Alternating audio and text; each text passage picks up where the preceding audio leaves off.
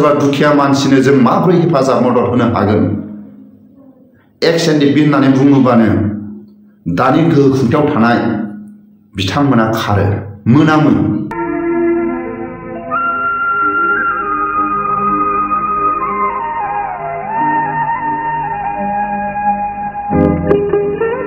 बे जायगानि एक्स-एन-डि-पिफोरखौ मेसेज हरनाय लोगो लोगो बे एलेकानि तामुलपुर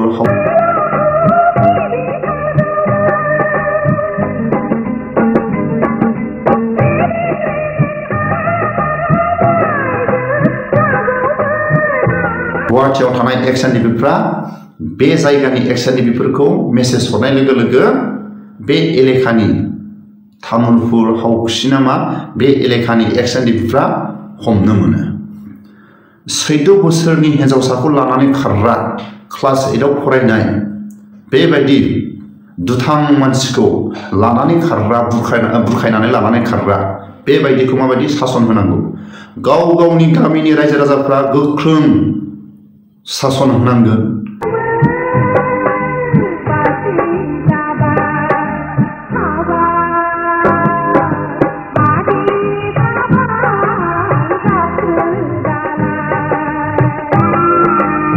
लाखनो एक खालिनो अबेबा हिन्जावफोरनि गुदाव 70,000नो 50,000नो 10,000नो बेबायदि आसनि बुङै बुङै खालि उदै बुंनाय खोथाखौ खोनासंनानै उदै बुंनाय आरो बिनि उनाव न'खरा आलाय सिलाय जायफोर न'खर बायनाय बिनि दायनिगिरिया जायफोर गोहो खुंथायाव दं बिथांमोनानो।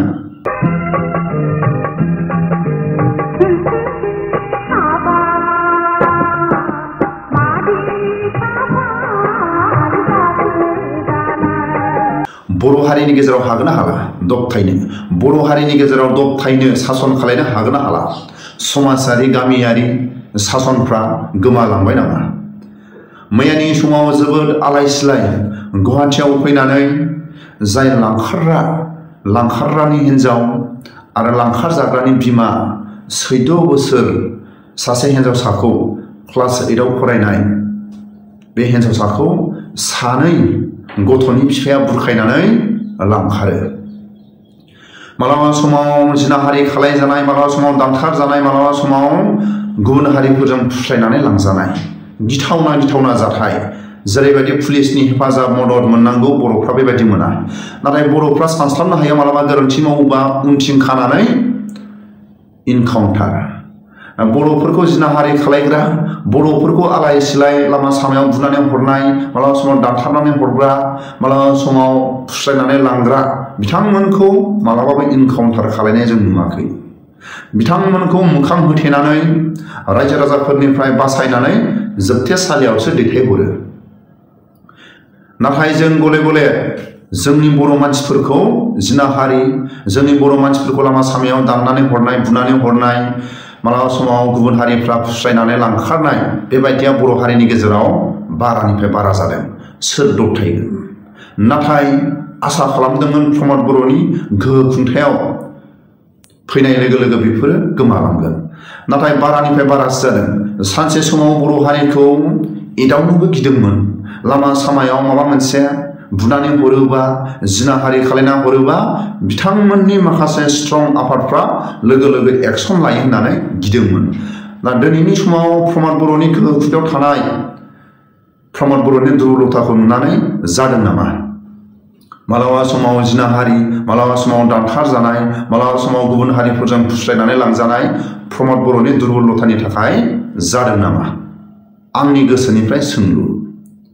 नाथाय मैयानि समाव जोबोद दुखुनांथाव गुवाहाटीयाव फैनानै आलाय सिलाय जाय लांखार जाग्रा बिमाया आलाय सिलाय गाबनाय जाय लांखारग्रानि हिन्जाव बिबो आलाय सिलाय गाबनाय सानैसो गामिनि जायफोर बिथांमोना फैफादों जोबोद दुखुआव आखायाव थाइसेबो रां गैया खालि गुवाहाटीसिम फैनो गुवाहाटीनिफ्राय थांफिननो एक्स-एन-डि-पिफोरखौ खुथा हमनानै हरनो खावलायदों। नाथाय बोरै नागिरगोन बोरै बिथांमोनखौ संदाननानै बिथांमोनखौ हमनो हागोन?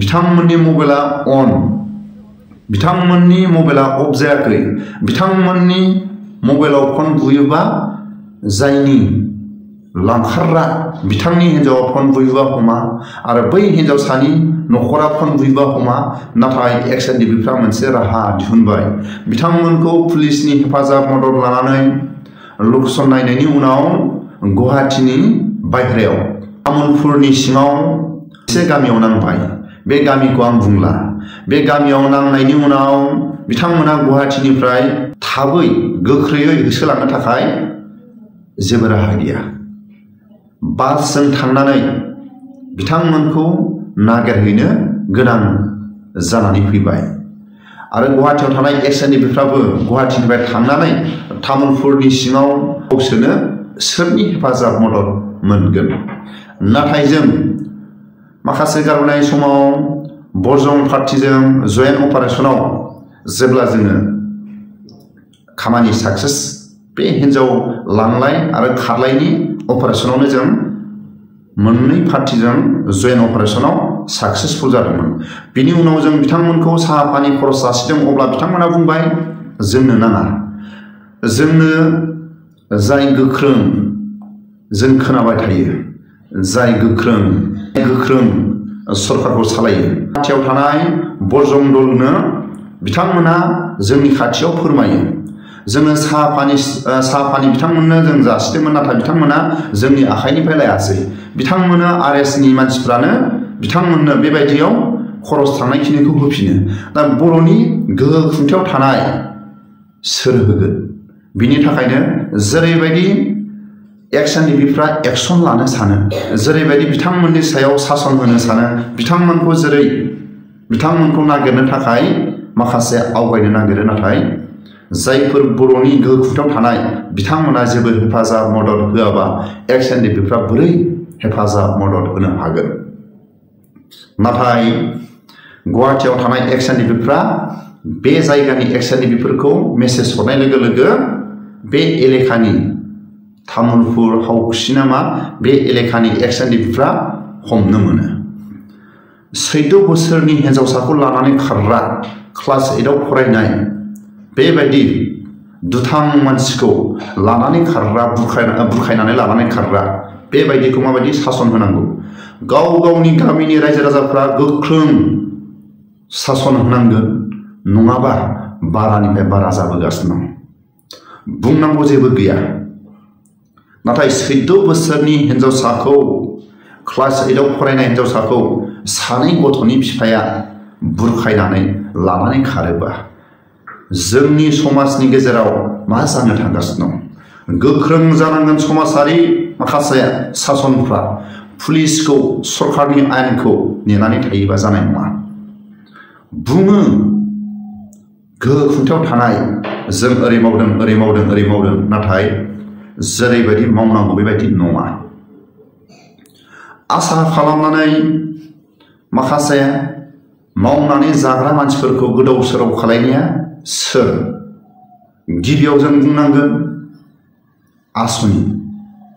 आसनिखौ नेयै जुमाय फाग्ला जाबाय आसनि होसो हिन्जावफ्रा ज' लामा ससेयाव पार्टि जाग्रा जाबाय जायफोर हिन्जावफोरनि बुथफोरखौ ओरै होगोन आसनि होगोन होननानै थगायनानै दिनै सोरबा गावनि हौवाखौ गारनानै खारनो गोनां जाबाय सोरबाया गावनि हिन्जावखौ गारनानै खारनो गोनां जाबाय दाया सोरनि जायफोर आसनि होगोन होननानै थगायग्रा जायफोर गोहो खुंथायाव दं बिथांमोननि जायफोर हिन्जाव गारनानै खारग्रा जायफोर हिन्जावफ्रा हौवाखौ गारनानै खारनाय आसनिखौ नेयै जेरैबो राहा गैया थाखा दाहार बुं जाबाय सरकारनि आसनि नेयै 1.5 लाखनो 1 खालिनो अबेबा हिन्जावफोरनि गुदाव 70,000नो 50,000नो 10,000नो बेबायदि आसनि बुङै खालि उदै बुंनाय खोथाखौ खोनासंनानै उदै बुंनाय आरो बिनि उनाव न'खरा आलाय सिलाय जायफोर न'खर बायनाय बिनि दायनिगिरिया जायफोर गोहो खुंथायाव दं बिथांमोनानो नाथाय जायफोर आलाय सिलाय जिनाहारि खालाय जाग्रा जायफोर आलाय सिलाय लामा सामायाव बुनानै हरजाग्रा दाननानै हरजाग्रा जायफोर गुबुन हारिफोरजों बुरखायनानै लांखार जाग्रा बिनि राहाखौ गामिनि रायजो राजाफ्रा स्ट्रं एक्सन लायाबा सरकारखौ आसा खालामनानै थायोबा जोंनि बर'नि गामियारियाव आलाय सिलाय गावजों गाव जानानै बे सोलिबाय थानाय समा फैगासिनो। एक्स एनडिपिफ्रा गोख्रै एक्सन लानो, एक्स एनडिपिफ्रा सोरनिबा हेफाजाब मदद होनो जोबोद गोसोआव हास्थायो। नाथाय जोंनि बर'नि गोहो खुंथायाव थानाय बिथांमोना थाव सोनो थाइसे थाखाबो जुदि हेफाजाब मदद होआबा सोरबा दुखिया मानसिनो जों माबोरै हेफाजाब मदद होनो हागोन? एक्स एनडिपि होननानै बुङोबानो दानि गोहो खुंथायाव थानाय बिथांमोना खारो, मोनामो।